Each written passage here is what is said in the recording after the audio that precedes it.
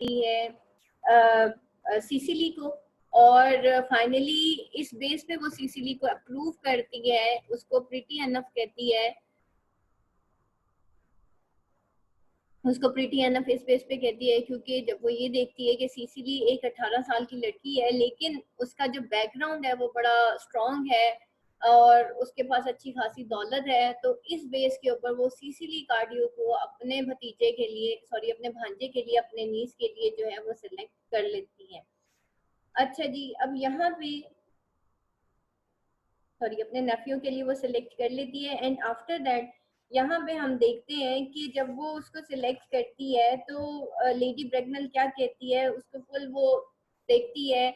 यहाँ पे लेडी ब्रैगनल का एक बहुत ही एक ऑकवर्ड एटीट्यूड दिखाया गया है कि नॉर्मली खवातीन जब किसी की भी बेटी जो है उसको सिलेक्ट करने जाती हैं तो बकायदा उनको उठा के बिठा के चला के दिखाया, मतलब देखा जाता है कि रादर ये उठती बैठती ठीक है, चलती फिरती ठीक है, यानी कि हर चीज देखी जाती है।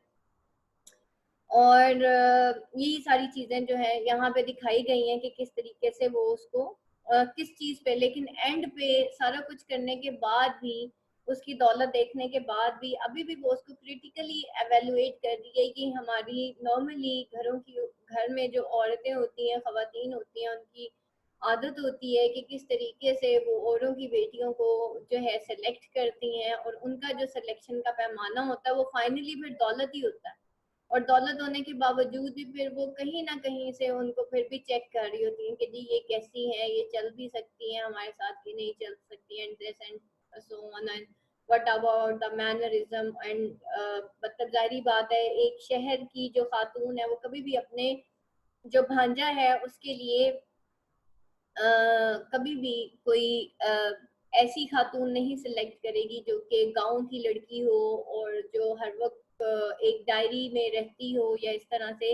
लेकिन यहाँ पे उसकी जो दौलत है सीसीडी की, वो उसकी तमाम जो फॉल्ट्स हैं, तमाम जो शॉर्टकमिंग्स हैं उसको ओवरकम कर गई है।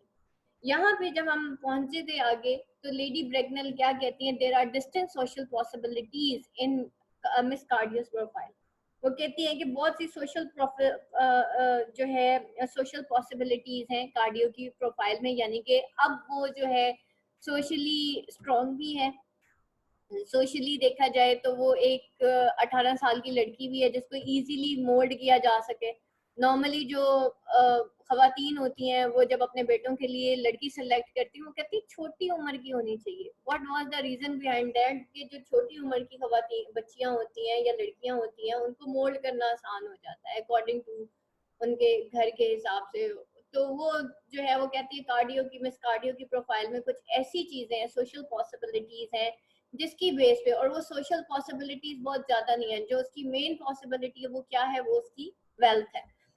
Algernon, Cecily is sweetest, dearest, prettiest girl in the whole world, and I don't care two pence about social possibilities. वो कहता है भाई मुझे तो ये लड़की हर हाल में पसंद है और ना मैं two pence about, मतलब मैं बिल्कुल इन social possibilities की केयर ही नहीं करता।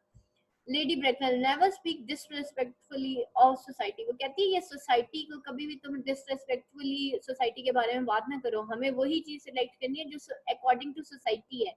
इट मीन्स के there is the hypocrisy in society के लोग अपने बच्चों की जो है विशेष को जो है वो आगे नहीं रखा जाता बल्कि सोसाइटी को आगे रखा जाता। Only people who can not get into it do that. और वो कहती है कि ओनली पीपल, ऐसे लोग जो कि जिनको मैनर्स नहीं होते ना, वो इस तरह की बातें करते हैं जैसे तुम करते हो। It is the only people who can not get into society that speak contemptuously of it. यानी कि वो फिर कहती है कि ऐसे लोग जो कि जिनको मैनर्स होते ही नहीं है सोसाइटी के बारे में, वो ऐसी बातें करते हैं, तो तुम ऐसा मत करो। To Cecilia, dear child, of course you know that Algernon has nothing but his debts to depend upon. और फिर वो सीसिली को कहती है कि देखो बच्चे तुम्हारे पास और तो अल्गरनॉन के पास कुछ नहीं है, लेकिन सिर्फ उसके डेब्ट्स हैं जिसके ऊपर तुम रह सकती हो। ठीक है, यानी कि एल्गरनॉन को का वो बता रही है कि ये इतना इसकी लैविश लाइफ है, इतनी एक्स्ट्रावेगेंस लाइफ है कि ये हर वक्त डेब्ट्स में रहता है, इसके खर्चे बहुत ज्यादा हैं, यानी कि अब ये खर्चे तुम्हें पूरे करने पड़ेंगे। इनडायरेक्टली वो अपने जो है सीसीली को ये बताने की कोशिश कर रही है कि तुम अब अपनी दौलत जो है वो उड़ाने का सोच लो, क्योंकि एल्गरनॉन के खर्चे बहुत ज्यादा हैं और वो तो डेब्ट्स में है और उसके डेब्ट्स अब तुम पूरे करोगी। But I do not approve of mercenary marriages. Mercenary marriages जो है वो marriages which are expected to enrich the bride grooms. Mercenary marriage जो है ऐसी मैरिजेस को कहते हैं जिसमें जो दूल्हा होता है ना उसको जो है उसकी जेब भरने के चक्कर में जो शादी की जाती है उसको कहा जाता है। तो कहते हैं मैं ये मर्सिनरी मैरिज, ऐसी marriages which are expected to enrich the bridegrooms, मैं ऐसी मैरिजेस पे बिलीव तो नहीं करती, लेकिन that is a paradox in case in fact she is basically, ये उसकी एक हिपोक्रिटिकल स्टेटमेंट है, लेकिन वो चक्कर इसी में ही है, उसका चक्कर के किसी तरीके से इसी लड़की से इसकी शादी हो जाए। When I married Lord Bracknell, I had no fortune of any kind। कहती जब मेरी लॉर्ड ब्रैकनल के से शादी हुई थी तो मेरी कोई फॉर्च्यून नहीं थी, but I never dream for a moment of allowing that to stand in my way, well I suppose I must give my consent। और वो कहती है कि जब मेरी उससे शादी हुई थी ना अपने शोहर से, तो I have no wealth of any kind, यानी कि मेरे पास कोई वेल्थ नहीं थी, but I never for a moment thought that my lack of wealth could stand in the way of my marrying him. कि मतलब मेरे पास मतलब दौलत तो नहीं थी, लेकिन कभी मैंने ये नहीं सोचा कि मेरी दौलत जो है वो मेरे और मेरे शोहर के दरमियान आ जाएगी। ठीक है, क्योंकि well now I think I must give my consent to your marrying my nephew. Well suppose I must give my consent to marry my nephew, के अब मुझे लगता है कि मुझे ये कंसेंट दे देना चाहिए। एक तरफ सबसे बड़ा कॉन्सेंट उसका क्या था अपने नेफ्यू से शादी करने के लिए, कि वो जो है दौलत को ही बीच में लेके आती है, लेकिन वो कहती है भाई मेरे पास दौलत नहीं थी, लेकिन मैं जो हूँ मेरे और मेरे शोहर के दरमियान मैंने कभी भी दौलत को आने नहीं दिया। तो इस वजह से जो है, हालांकि इनके इसके केस में क्या था कि ये खातून खुद इसके पास वेल्थ नहीं थी जबकि इसके शोहर के पास थी, लेकिन अब इस केस में क्या है कि लड़की के पास है लड़के के पास नहीं है, वो तो डेब्ट्स में है। Algernon, thank you Aunt Augusta, Lady Bracknell, Cecily, you may kiss me, Cecily kisses her, thank you Lady Bracknell, Lady Bracknell, you may also address me as Aunt Augusta for future। यानी कि उसके दौलतमंद होने की base पे वो उसको कह रही है अब तुम फ्यूचर में मुझे Aunt Augusta भी कह सकते हो, कह सकते हो Cecily, thank you Aunt Augusta, Lady Bracknell, the marriage I think had better take place quite soon। Algernon, thank August and Aunt Augusta, Cecily, thank you Aunt Augusta, Lady Bracknell, to speak frankly, I am not in favor of long engagements, they give people the opportunity to find out each other's characters before marriage, which I think is never advisable। और वो कहती है कि भाई मैं ये लंबी marriages के लॉन्ग एंगेजमेंट्स के फेवर में बिल्कुल भी नहीं हूँ, और ये जो है लोगों को अपॉर्चुनिटी देती है कि वो एक दूसरे का कैरेक्टर जान जाते हैं बिफोर मैरिजेस, और ये एक कॉज बन जाती है ब्रेकेज ऑफ मैरिजेस की, विच आई थिंक नेवर एडवाइजेबल। जो कि मतलब एंगेजमेंट्स जो है वो टूट जाती हैं, सॉरी मैरिज तो नहीं, एंगेजमेंट्स टूट जाती हैं, तो इस वजह से मैं समझती हूँ कि ये एडवाइजेबल नहीं है। एक्चुअली उसको पता है कि उसके जो नेफ्यू है उसका कैरेक्टर कैसा है, तो वो नहीं चाहती कि जल्दी से उसके नेफ्यू का कैरेक्टर जो है वो एक्सपोज हो जाए। लेकिन ये I beg you pardon for Jack, I beg you pardon for interrupting you Lady Bracknell, but this engagement is quite out of the question. वो कहता है कि भाई मैं sorry to interrupt in your मतलब जो भी आपकी गॉसिप चल रही है, लेकिन मैं तो but this engagement is quite out of question, लेकिन ये एंगेजमेंट कैसे हो सकती है। I am Miss Cardio's guardian and she cannot marry without my consent। और मैं उसका गार्डियन हूँ और मेरी इजाजत के बगैर वो शादी भी नहीं कर सकती। She comes of age, that consent I absolutely decline to give। और ये जो कंसेंट है मैं इसको डिक्लाइन करता हूँ, मैं इसको रिजेक्ट करता हूँ, मैं इस प्रपोजल को टोटली रिजेक्ट करता हूँ। यहाँ भी आप देखें कि फ्रेंकली स्पीकिंग यहाँ पे वो लॉन्ग एंगेजमेंट्स के इंतजार में है। वो कहती है कि भाई मैं लॉन्ग एंगेजमेंट्स नहीं रखना चाहती। नॉर्मली जो है लोग एक दूसरे को जानने के लिए कहते हैं कि जी हम, इवन पेरेंट्स की भी यही सोच होती है कि एंगेजमेंट्स हम बहुत लंबी रखेंगे, एंगेजमेंट होने के बाद, बहुत लंबी एंगेजमेंट रखने के बाद जो है उसको तोड़ दिया जाता है, और उसमें सबसे ज्यादा नुकसान किसका होता है, लड़की वालों का होता है। ये आज के दौर की आपको मैं बात बता रही हूँ। नबी पाक सल्लल्लाहु अलैहि वसल्लम ने लंबी एंगेजमेंट्स रखने से मना फरमाया। एंगेजमेंट्स जो है बेटा not more than 3 to 4 month से ज्यादा नहीं होनी चाहिए। जितनी लंबी होती है उतने ज्यादा मसले वसाइल ज्यादा होते हैं। शादी इंसान की वहीं होनी होती है जहाँ पे अल्लाह ने लिखा होता है। हमारे पसंद करने से या ना करने से, या हमारे हर इंसान में कमियां, खूबियां, खामियां सब कुछ होता है। जहाँ पे बंदे की किस्मत लिखी होती है ना, वहाँ पे अकल पे भी पर्दे पड़ जाते हैं। ठीक है, तो बहुत सारी चीजों में इंसान को अल्लाह को हाजिर नाजिर जान के बहुत सारे फैसले करने पड़ते हैं। ये जो आजकल एक दौर चल पड़ा है ना एंगेजमेंट्स टूटने का और शादियां टूटने का, उसकी बहुत बड़ी रीजन एक ये है कि हम बहुत ज्यादा क्रिटिकल हो गए हैं।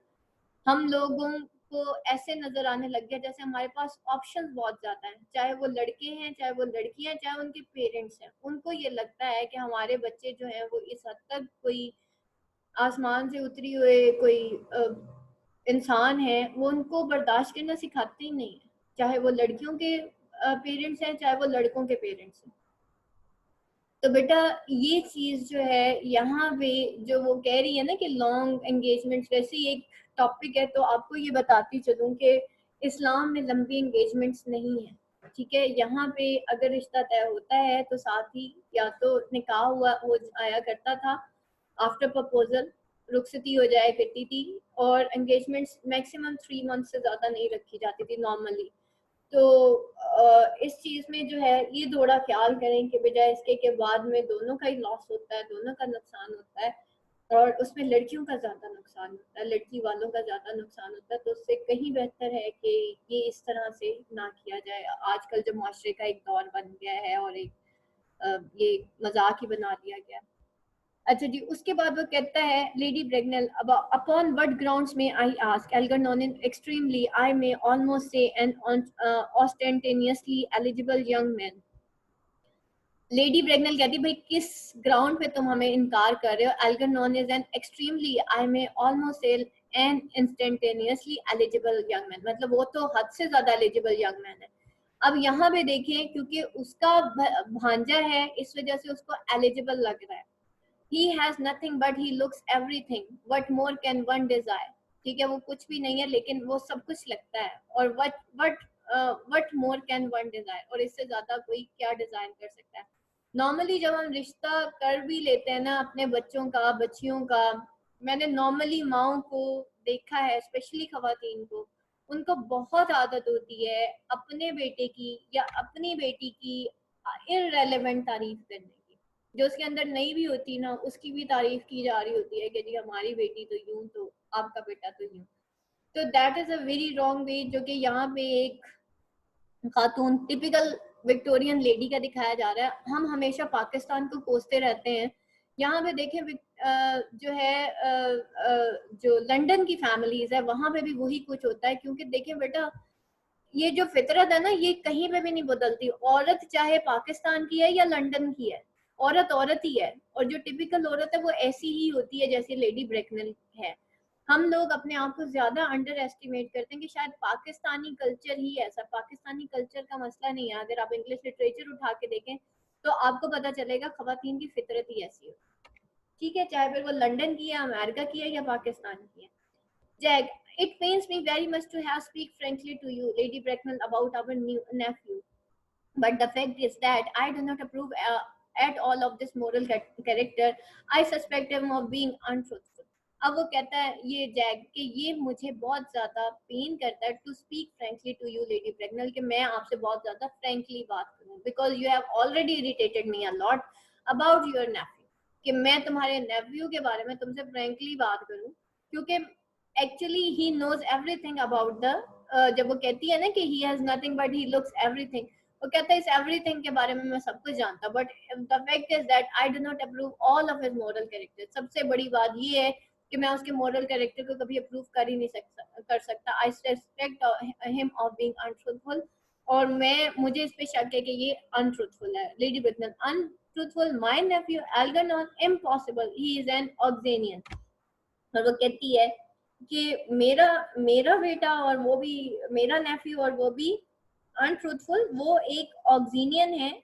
वो ऑक्सीनियन कहते हैं लायर को। वो कहती है आई डू नॉट, मतलब सॉरी, ऑक्सीनियन कहते हैं कि एक ऐसा स्टूडेंट जिसकी जो एजुकेशन है वो ऑक्सफोर्ड यूनिवर्सिटी में हो, तो वो कभी भी एक लायर हो ही नहीं सकता। तो वो कहती है दैट इज इम्पॉसिबल, वो तो ऑक्सोनियन है, यानी कि वो ऑक्सफोर्ड यूनिवर्सिटी में उसकी तालीम हुई है, so he can not be a liar. Here is one more paradox, here is one more thing कि जो जितना पढ़ा लिखा होता है वो इतना अच्छा झूठा भी होता है। वो कहते हैं ना कि जाहिल से ज्यादा बुरा इंसान, बुरा जो है, वो कहते हैं पढ़े लिखे जाहिल से बचो।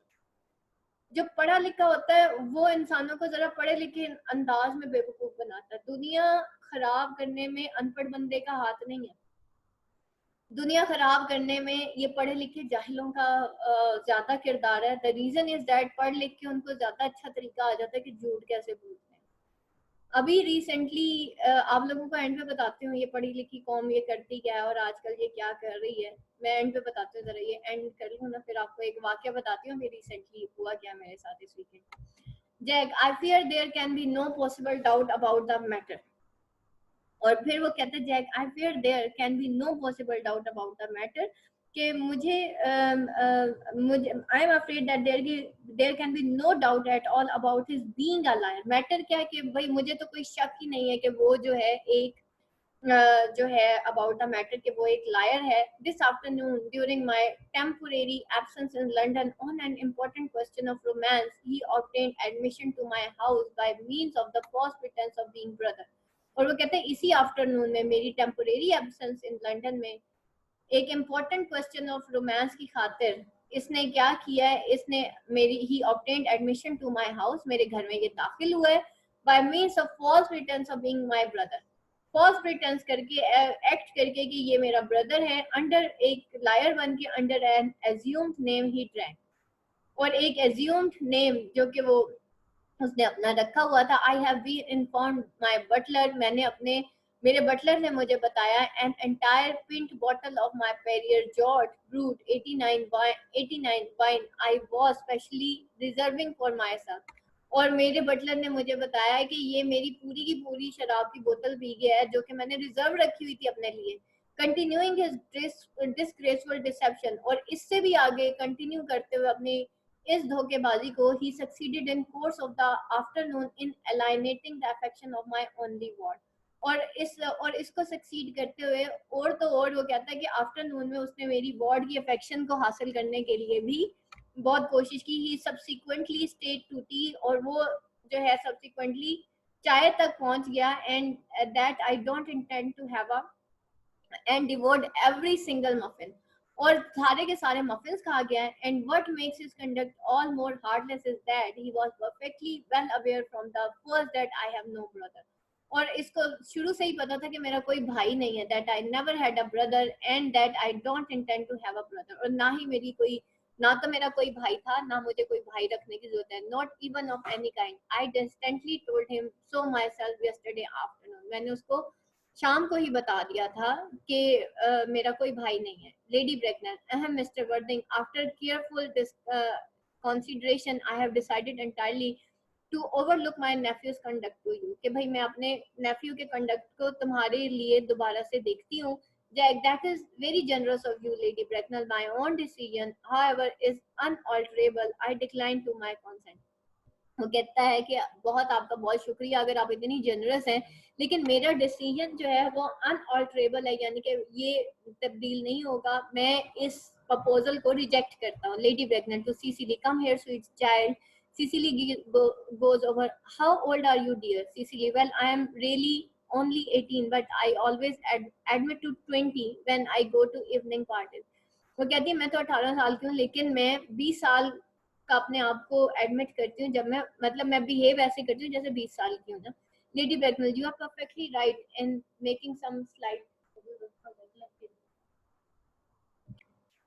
you are perfectly right in making some slight alteration। Indeed, no woman should ever be quite accurate about her age। It looks so calculating। और वो कहती है कि तुम बिल्कुल सही करती हो, ये जो तुम इतनी ऑल्टरेशन करती हो, 18 की जगह अपनी जो एज है वो 20 बता देती हो। कोई भी वीमेन जो है वो ever be quite accurate about her age. वो कोई भी वुमेन ऐसी नहीं है जो कि अपनी एज के बारे में एक्यूरेट हो। It looks so calculating. अब यहाँ पे एक पैराडॉक्स है। नॉर्मली खवातीन अपनी जो उम्र है वो कम बताती है, लेकिन सीसीली अपनी उम्र ज्यादा बताती है, 18 but admitting to 20 at evening party. well, it will not be very long before you are of age and free of restraint of tutelage. So I did not think your guardian consent is, after all, a matter of any importance. वो कहती है कि it will not be very long before you are of the age, यानी कि तुम अब इस as में पहुंच चुकी हो कि तुम्हारी शादी जो है वो इजीली हो सकती है।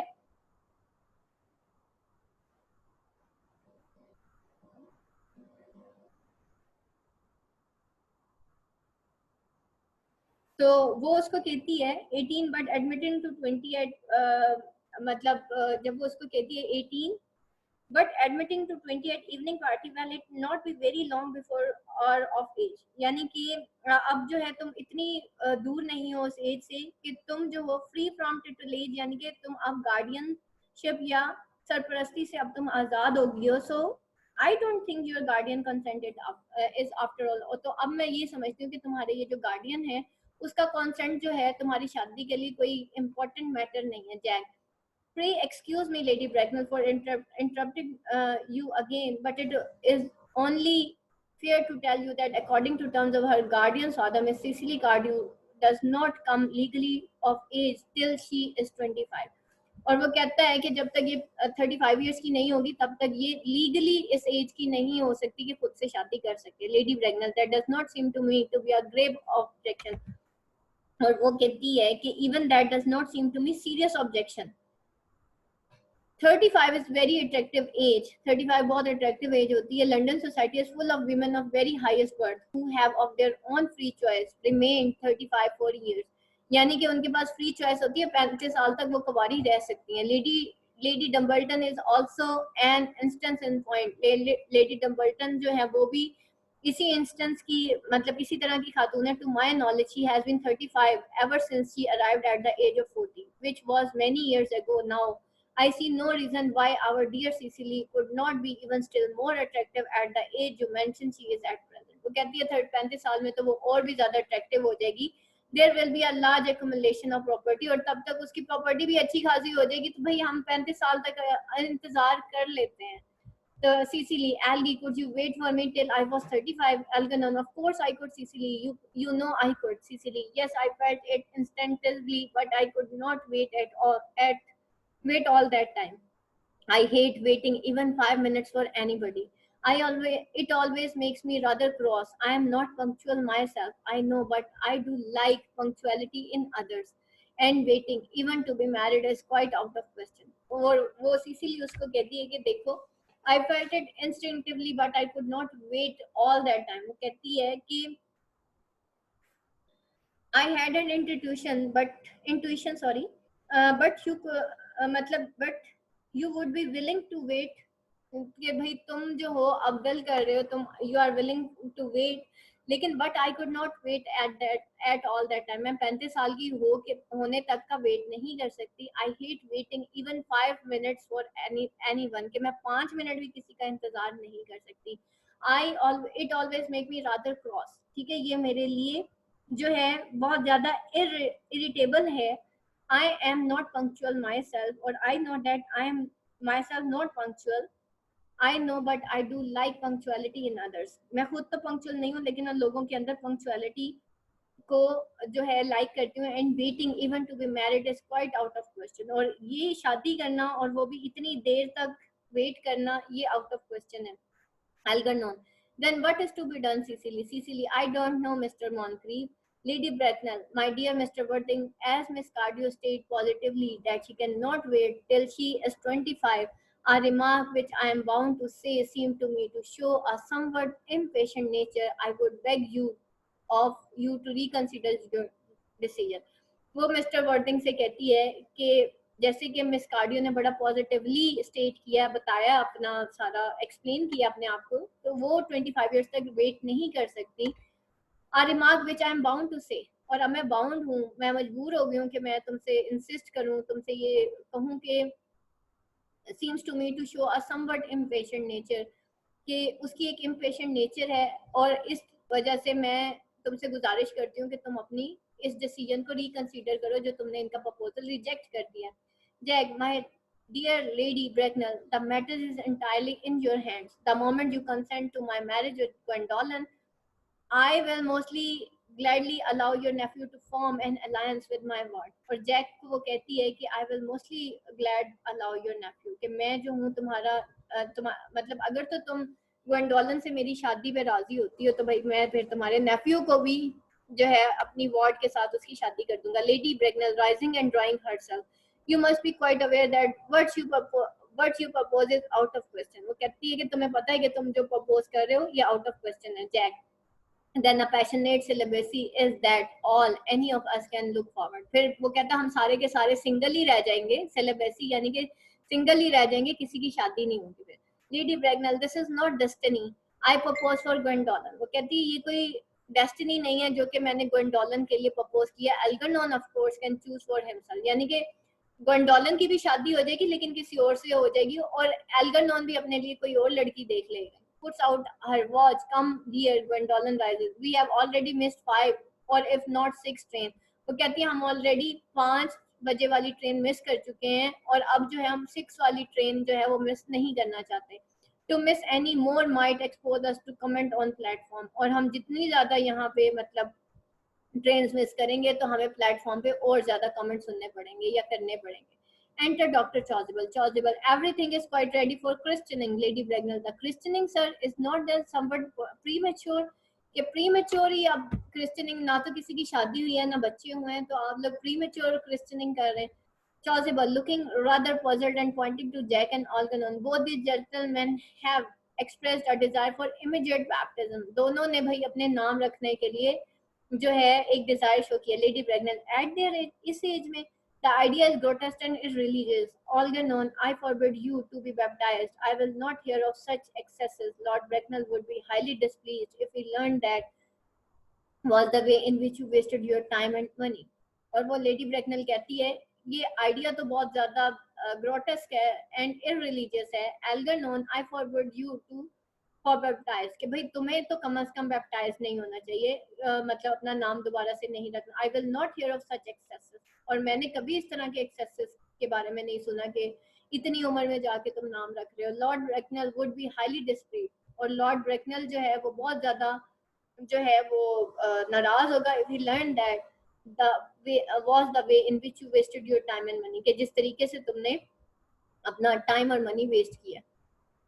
Chasuble, am I to understand that there are to be no Christian all this afternoon? वो कहता है क्या यहाँ पे अब कोई क्रिश्चियनिंग इस आफ्टरनून नहीं होगी, किसी का नाम नहीं रखा जाएगा. Jack, I don't think that as things are now it would be of much practical value to either of us. Dr.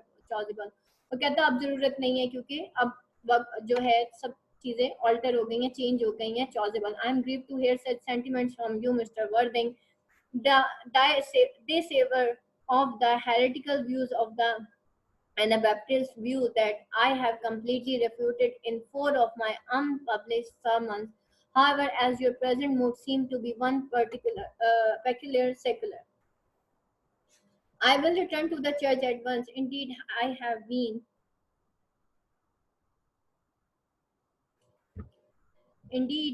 have been informed by pew opener that for the last hour and a half Miss Prism had been waiting for me in vestry. ठीक है, अब वो कहता है कि I am grieved to hear, कि I am extremely sorry to hear such sentiments from you, such ideas about Christians from you, Mr. Worthing. They savor of heretical views of Anabaptism. Anabaptism कहते हैं, Anabaptism यानी कि non religious को कहा जाता है, anti Baptist को कहा जाता है एनाबैप्टिस्ट. तो वो कहता है यहाँ पे कि एनाबैप्टिस्ट कहते हैं those who disapprove of baptism. और यहाँ पे वो कहता है कि मिस्टर, मुझे तुमसे ये आइडिया सुन के बहुत ज्यादा अफसोस हुआ है. Your ideas show the kind of impiety which is found in the views of Anabaptists, यानी कि ये जो एंटी बैप्टिस्ट हैं तुम्हारे व्यू उनके साथ मिलते जुलते हैं. I have views that I have completely refuted in 4 of my unpublished sermons. और इन Anabaptists को मैंने अपने unpublished sermons में जो है इनके बारे में completely जो है इनको refute किया. अब ये unpublished sermons क्या, one talks proudly of one published work, but Dr. Chasuble amuses us by talking proudly of his unpublished work. ठीक है, एक इंसान जो है अपने पब्लिश वर्क के लिए बहुत ज़्यादा जो है वो बात करता है, लेकिन यहाँ पे वो अनपब्लिश सरमन्स के ऊपर बहुत ज़्यादा प्राउड फील कर रहा है, तो ये भी क्या है यहाँ पे पैराडॉक्स है। However, as your present mood seems to be one peculiar secular, लेकिन तुम्हारा peculiarly secular, ये जो तुम्हारा जो मूड है ये क्या लग रहा है उसको, वो बिल्कुल ही जो है वर्ल्डली या नॉन स्ट्रेंजली नॉन रिलीजियस लग रहा है। और I will return to the church at once, तो मैं जो हूँ वो कहता है I would get back to my church without delay. और अब देखें जा वो चर्च रहा है और आगे वो क्या कहेगा, indeed I have just been informed by pew opener. Pew opener कौन है? An attendant who opens pews. A pew is an enclosed seat in a church that for the last hour and a half के last and a half और पहले miss prism has been waiting for me in vestry, कि miss prism has been waiting for me in vestry for the last 1.5 hour। वो church क्यों भाग रहा है, किसके पीछे भाग रहा है? अपने किसी काम के पीछे नहीं भाग रहा, बल्कि मिस प्रिज्म के पीछे भाग रहा है। Lady Bracknell starting, Miss Prism did I where you mention as Miss Prism. वो कहता है कि क्या आपने मिस प्रिज्म का नाम लिया है? Chasuble, yes, Lady Bracknell, I am on toy way to join her. Yes, Lady Bracknell, I am just going to join her. Lady Bracknell, pray allow me to detain you for a moment. वो कहती है कि kindly allow me to talk to you for a moment, even though you may allow me to detain you for a moment. This matter may provide to be one of vital importance to Lord Bracknell and myself. और वो कहती है कि अगर आप तुम मुझे थोड़ा सा डिटेन करो इस मैटर के, या kindly allow me to talk to you for a moment, even though you may delay it somewhat, this matter may turn out to be vitally important to me and my husband. ठीक है, ये जो matter है वो मेरे और मेरे husband के लिए बहुत ज्यादा इम्पोर्टेंट है। Is this Miss Prism a female or repellent aspect remotely connected with education? वो कहती है कि ये मिस प्रिज्म जो है क्या वही है जो कि मोस्टली कनेक्टेड है, मतलब एक फीमेल और रिपेलेंट एस्पेक्ट है, कि एक रिपल्सिव अपीयरेंस की एक विमेन है, and remotely connected with education, जो कि she has something to do though distantly with education. Chasuble, somewhat indignantly, she is the most cultivated। अब यहाँ पे वो उसको कल्टिवेटेड कह रहा है, हालांकि कल्चर्ड कहना था उसने, लेकिन वो कह रहा है she is the most cultivated of ladies and a very picture of respectability, कि वो मोस्ट कल्चर्ड है of ladies and very picture है किसकी? रेस्पेक्ट की। तो उसने कहना तो उसको कल्चर्ड कहना था, लेकिन वो बड़े feeling somewhat angry at this unflattering description of Miss Prism. वो क्या कहता है? Miss Prism is most cultured of ladies and she is the very embodiment of respectability. Lady Bracknell, it is obviously same person. May I ask what position she holds in your house? तुम्हारे घर में वो क्या काम करती है? Chasuble, I am celibate, madam. I am unmarried man. Celibate यानी कि मैं single हूँ, madam. Lady Bracknell.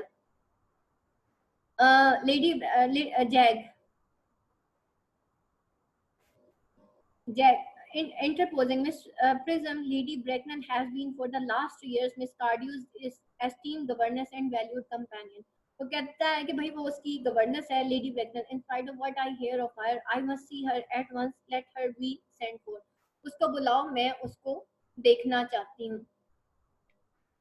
Chasuble, looking off, she approaches, she is not, और वो जो है Chasuble looking at an approaching figure, there comes Miss Prism, she is already close to this place, मतलब वो आ गई। Enter Miss Prism hurriedly in great hurry manner. Miss Prism, I was told you expected me in vestry, dear Canon।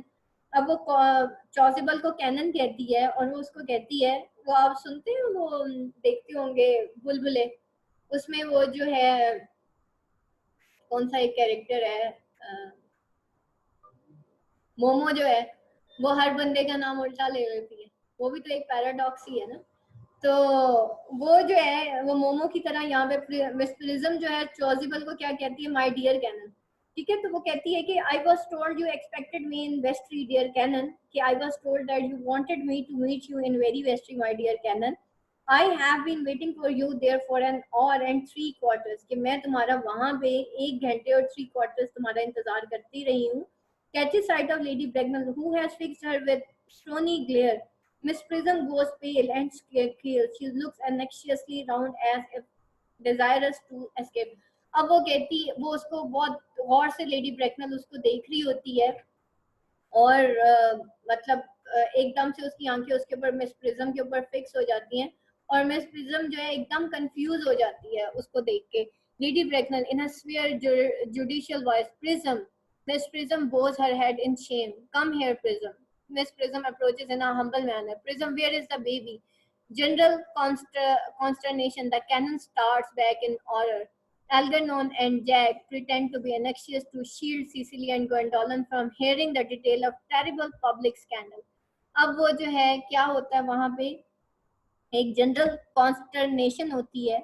यहाँ cannon doctor चॉसिबल को कहा जा रहा है, ठीक है, एट द मोमेंट. अब ये जो है ना वहां पे सेटिंग्स दिखाई जा रही हैं कि सब जो कैरेक्टर्स है वो कैसे बिहेव करते हैं.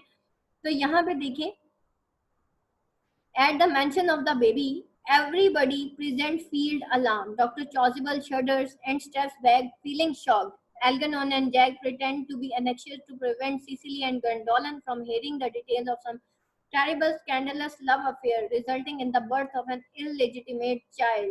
ठीक है, अब क्या होता है कि वो आगे 20 years ago Prism, you left Lord Bracknell house, कि 20 साल पहले प्रिज्म तुम जो है लॉर्ड ब्रेकनल का हाउस छोड़ के चली गई थी, नंबर 104, यानी कि घर का नंबर 104 था, Upper Grosvenor street, in charge of perambulator that contain a baby of male sex. एक उनका मेल बेबी था प्रेम्बुलेटर में, तुम उसको लेके चली गई थी. यू नेवर रिटर्न, तुम कभी वापस नहीं आई. A few weeks later, through the elaborate investigation of Metropolitan Police, the perambulator was discovered at midnight standing by itself in a remote corner of Bayswater. और वो जो है एक remote corner of Bayswater में वो perambulator यानी कि वो प्रैम बच्चे की मिली. It contains the manuscript of 3-volume novel of more than usually revolting sentimentality. और उसके अंदर 3 वॉल्यूम नॉवल था, मैन्युस्क्रिप्ट था 3 वॉल्यूम नॉवल का. मैन्युस्क्रिप्ट कहते हैं ये जो हम कोई नॉवल लिखते हैं तो उसका जो रफ लिखा होता है ना काम, उसको मैन्युस्क्रिप्ट कहते हैं. वो और वो रिवोल्टिंग सेंटिमेंटलिटी, और उसके अंदर सारी सेंटिमेंट